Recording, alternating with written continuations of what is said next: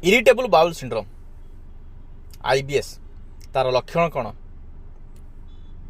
सब ठीक थी हठात झाड़ा हो पतला झाड़ा केतेबेले टाण झाड़ा केतेबेले नहले केतेबेले पतला केतेबेले टाण किछि किछि पेशेंट को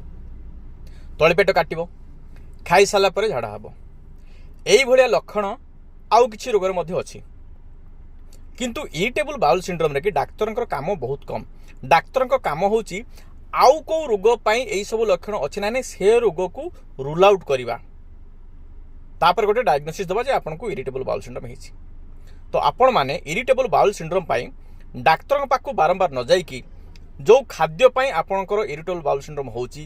कि मानसिक दुश्चिंता पाई होची सेही सब प्रति ध्यान दियंतु एवं सेही सब खाद्य को एवॉइड करंतु स्ट्रेस फ्री लाइफ मेंटेन करंतु वर्कआउट करंतु देले आपनको ए रोग हठात केतेबेले उभे जीव जानि परिबेनी। Thank you.